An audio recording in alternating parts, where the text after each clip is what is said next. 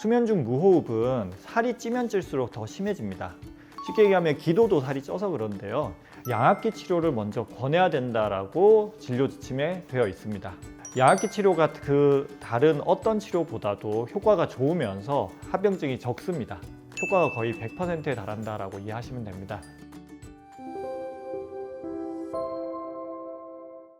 안녕하세요. 여러분의 뇌 건강 가이드 신경과 전문의 박재현입니다. 오늘은 자다가 생기는 수면 무호흡증, 이 무시무시한 이 수면 무호흡증의 치료에 대해서 설명드리도록 하겠습니다.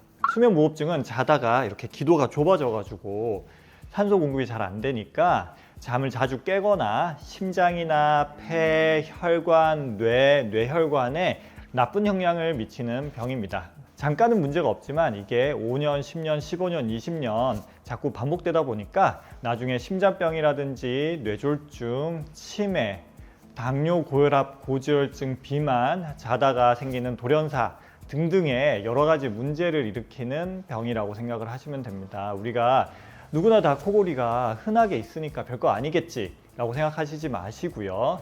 만약에 이제 코골이가 있으면서 낮에 너무 졸리다거나 자다가 자주 깬다거나 숨이 캑캑 막힌다고 하면 수면 무호흡이 있을 가능성이 높거든요. 이게 젊을 때는 코골이만 있지만 나이가 들면서 살의 탄력이 떨어지면서 혹은 살이 많이 찌면 이제 단순 코골이에서 점점 수면 무호흡으로 바뀌게 됩니다. 그래서 수면 무호흡에 대해서 면밀하게 확인을 하는 수면 다원 검사가 되게 중요한데, 오늘은 수면 다원 검사를 해서 내가 이상이 진단되었다 라고 하면 그 다음에 그러면 치료는 어떻게 해야 되는지, 어떤 치료가 있고 장단점은 어떤 것이 있는지에 대해서 설명을 드리도록 하겠습니다. 오늘 제가 설명드릴 내용들은 주로 미국 수면의학회에서 발표한 가이드라인이 있거든요. 그 기준을 따라서 설명드린다고 생각을 하시면 되겠습니다. 무호흡이 있는 경우에 그러면 어떤 경우에 치료를 해야 되고 어떤 경우에 치료를 하면 안 해도 되는지, 그것은 사실 환자마다 좀 다르다라고 생각을 하면 됩니다. 증상의 심한 정도에 따라서 우리가 치료를 적용할 수도 있고 적용 안 할 수도 있는데, 일단은 우리나라 건강보험공단에서 양압기를 치료를 시작하는 급여 기준이 되는 게 있는데, 이게 제일 표준적인 기준이라고 생각을 하시면 됩니다.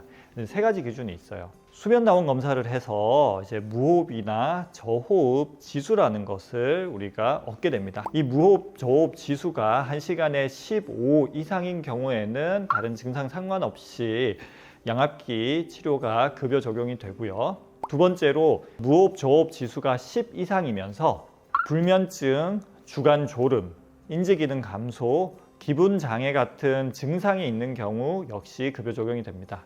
마지막으로 무호흡, 저호흡 지수가 5 이상인 경증의 무호흡인 경우에는 고혈압, 빈혈성 심장질환, 뇌졸중, 산소 포화도가 85% 미만 등의 지표 중에 한 가지라도 있으면 양압기 치료가 급여 적용이 됩니다. 일단 이렇게 무호흡이 진단된 경우에는 다른 치료는 제껴두고, 첫 번째로 의사가 환자한테 양압기 치료를 먼저 권해야 된다라고 진료 지침에 되어 있습니다. 양압기 치료가 그 다른 어떤 치료보다도 효과가 좋으면서 합병증이 적습니다. 잘만 쓰면 정말 몇몇 케이스를 제외하고는 효과가 거의 100%에 달한다라고 이해하시면 됩니다. 다만 이 양압기를 쓰는 것 자체가 조금 불편하기 때문에 적응을 잘 못하는 경우가 10명 중에 한두 명 정도 있습니다. 그래서 이 양압기는 잘만 쓰면 효과가 너무너무 좋아서 여러 연구를 통해서 그 효과가 입증되었습니다. 혈압이라든지 혈당, 각종 심혈관 질환의 예방 효과가 밝혀져서 저희 의사들의 경우에는 무호흡 지수가 15회 이상인 무호흡이 있으면 꼭 양압기를 쓰도록 권고하고 있습니다. 양압기 같은 경우에는 급여 적용이 가능하기 때문에 대략적으로 한 달 임대료가 18,800원 정도라고 알고 계시면 되고요. 경험적으로는 무호흡이 심한 분들은 양압기를 썼을 때 안 썼을 때 그 효과 차이, 본인이 느끼는 증상의 차이가 되게 크기 때문에 양압기를 잘 적응을 하시고요. 다만 그 무호흡 지수가 한 15회 부근, 15회에서 20회 사이인 분들은 중에서는 증상을 잘 못 느끼시는 분들이 있습니다. 양압기를 쓰면 괜히 불편하기만 불편하고 낮에 졸음 개선이라든지 다른 효과를 잘 못 느끼시는 분들은 간혹 적응을 잘 못하기도 합니다. 또 반대로 무호흡 지수가 심지어 10보다도 낮음에도 불구하고 양압기를 너무너무 잘 적응을 하고 잘 쓰시는 분들도 많이 있으니까 일단 양압기에 대해서 너무 두려워할 필요는 없을 것 같습니다. 양압기 사용 시간도 좀 궁금하실 것 같은데요.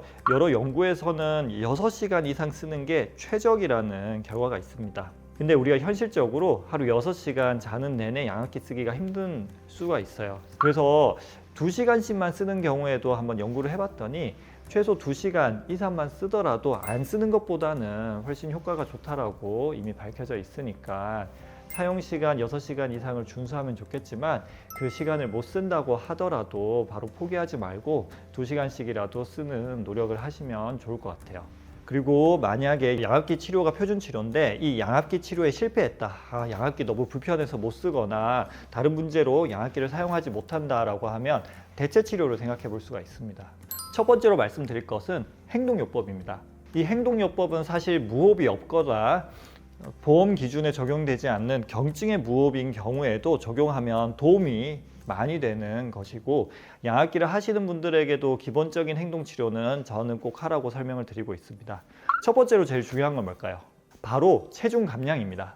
수면 중 무호흡은 살이 찌면 찔수록 더 심해집니다. 쉽게 얘기하면 기도도 살이 쪄서 그런데요.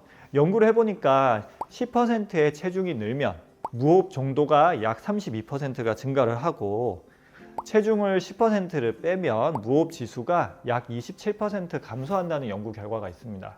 다만 아쉬운 거는 저희 이제 그러니까 연구가 서양인들 대상으로 많이 되다 보니까 서양인들의 경우에는 살이 이미 많이 찌신 분들이 많은데, 우리나라 사람들의 경우에는 살이 그렇게 많이 찌지 않았는데도 이 구강 구조 때문에 무호흡이나 저호흡, 코골이가 있는 분들이 많습니다. 그래서 이런 분들 같은 경우에는 뺄 살이 없어서 체중 감량이 도움이 안 되는 경우도 많이 있죠. 두 번째 방법은 옆으로 돌아 누워 자는 것입니다. 똑바로 누워 자면 중력 영향 때문에 혈랑 목젖이 뒤로 처져가지고 기도가 자꾸 좁아지게 되는데, 우리가 옆으로 누워 자면 옆으로 처지잖아요. 그래서 기도 공간이 어느 정도 확보가 됩니다. 검사를 하면서 자세 모니터링도 항상 합니다. 바로 누워 잘 때, 오른쪽으로 누워 잘 때, 왼쪽으로 누워 잘 때 무호흡 지수가 어떤지 비교를 해보는데, 많은 사람들은 옆으로 누워 잘 때 무호흡, 저호흡 지수가 확연하게 개선되는 것을 확인할 수가 있습니다.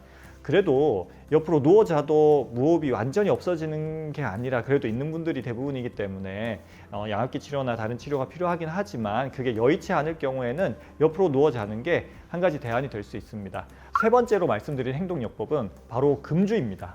술은 이 여러 가지 신경과 근육에 작용을 하기도 하고 이 기도도 붓게 만들어서 무호흡을 무조건 악화시킵니다. 주위에서 평소에는 코골이는 없는데 술만 마셨다 하면 코골이가 생긴다라는 경우를 많이 보셨을 것입니다. 그래서 술은 수면 중 무호흡, 저호흡을 악화시키기 때문에 술을 드시지 말라고 저희가 권고드리고 있습니다. 부득이하게 술을 마신다라고 하면 잠을 자기 2시간 전부터는 마시지 말고 그 전에 드실 것을 권고하고 있습니다. 만약에 양압기를 하시는 경우에는 아무래도 술을 마셔도 양압기의 힘으로 무호흡은 별로 생기지 않기 때문에 오히려 조금 더 편하게 생각하셔도 됩니다. 마지막으로 말씀드릴 행동요법은 금연입니다. 흡연이 직접적으로 무호흡을 많이 악화시킨다, 그런 것은 아닙니다. 그래도 담배를 피면 담배가 이 기도에 작용을 해서 기도를 자꾸 붓게 만들고 무호흡이나 저호흡을 악화시킬 수 있습니다. 그리고 아시다시피 담배는 우리 몸에 여러 가지로 안 좋은 점이 많이 있잖아요. 치료하려고 하는 목적은 수면 무호흡의 합병증인 심장병이나 뇌졸중, 치매 이런 것들을 예방하기 위해서 수면 무호흡증을 치료를 하는데, 담배가 이런 병들을 다 유발하거나 악화시키잖아요. 그래서 담배도 꼭 끊었으면 좋겠습니다. 대체 치료 첫 번째로 행동요법을 말씀드렸고, 두 번째로 말씀드릴 것은 구강내 장치라는 치료입니다. 그림에서 보듯이 이런 구강내 장치, 일종의 틀니처럼 생겼죠. 이 구강내 장치, 교정 장치를 잘 때 이제 하고 자는 것이죠. 그 교정 장치를 입에 끼우면 턱이 앞으로 나오면서 기도가 좀 넓어지기 때문에 우리가 무호흡이라든지 저호흡 해결이 됩니다. 여러 연구에서 이 효과가 입증이 되었습니다. 다만 양압기처럼 효과가 드라마틱하게 좋은 건 아니고요. 경증에서는 약 80%의 사람에서 효과가 있었고요. 중증에서는 10명 중에 6명, 60%에서 효과가 있었다고 연구가 되었습니다. 그래서 양압기보다는 효과가 좀 아쉽다는 단점이 있고요. 그리고 이 구강내 장치는 비용이 비싸다는 단점이 있습니다. 우리나라에서는 급여 적용이 되지 않기 때문에 비용이 약 150만 원에서 100만 원 정도 하게 됩니다. 그래서 양압기 비교하면 비용이 비싸고, 또 적응을 하지 못했을 때 양압기는 반납해버리며 위약금 같은 건 없지만 이 구강내 장치는 반납이라든지 다른 방법을 쓸 수 없기 때문에 좀 비용적인 측면에서 여러모로 아쉬운 치료라고 할 수 있습니다. 그리고 구강내 장치를 쓰시는 분들 중에서 잘 적응하시는 분들도 있지만 오래 썼을 때 턱이 불편해서 더 이상 못 쓰는 분도 종종 있으니까 참고하시면 될 것 같습니다. 대체 치료 세 번째는 수술입니다. 예전에는 다른 방법이 별로 없었기 때문에 수술을 많이 했습니다. 양압기 나오기 전까지는요. 근데 지금은 치료의 주류는 이제 양압기로 옮겨졌고 부득이한 경우에 수술을 하고 있습니다. 수술은 일단 제일 흔한 거는 여기 목젖을 잘라내고 이제 입천장을 위로 올리는 이제 성형술을 제일 많이 하게 되는데, 그 같은 경우에는 양압기에 비해서 효과가 현저히 떨어진다는 단점이 있고, 그 다음에 재발을 자주 하게 됩니다.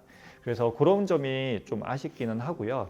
효과가 확실한 치료로는 기도절제술, 양압전진술이라는 이런 좀 수술이 있는데, 이 수술은 사실 너무 큰 수술이어서 다른 치료가 다 실패하고, 또 이 부분 같은 경우는 너무 심해서 꼭 무호흡을 해결해 줘야 되는 경우에만 적용을 하고 있는데, 현실적으로 너무 큰 수술이다 보니까 잘 하고 있지는 않습니다. 그래서 각종 진료 지침에서는 수술적인 치료보다는 양압기나 혹은 앞서 말씀드렸던 행동요법, 구강내 장치라는 치료를 먼저 하도록 권하고 있습니다.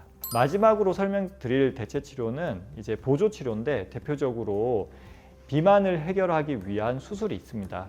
위절제술 같은 수술이죠. 비만 수술 같은 경우에는 BMI 지수 기준으로 40 이상이거나 BMI가 35 이상이면서 다른 합병증이 있는 경우에는 비만 수술을 권하고 있습니다.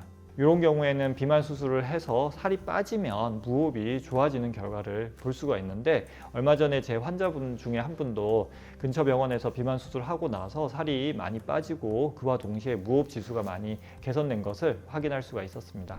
오늘은 여러 가지 수면 무호흡의 치료에 대해서 설명을 드렸는데 도움이 되셨으면 좋겠습니다. 치료 한 번만 간단하게 리뷰를 해보면, 첫 번째, 표준 치료는 양압기 치료다. 양압기 치료에 실패했을 때, 혹은 환자가 양압기 도저히 못한다고 했을 때는 대체 치료를 생각해 볼 수 있다. 대체 치료로 첫 번째는 행동치료, 두 번째는 구강내 장치, 세 번째는 수술, 마지막으로 보조치료, 비만 수술 같은 보조치료가 있다. 이렇게 생각하시면 되겠습니다.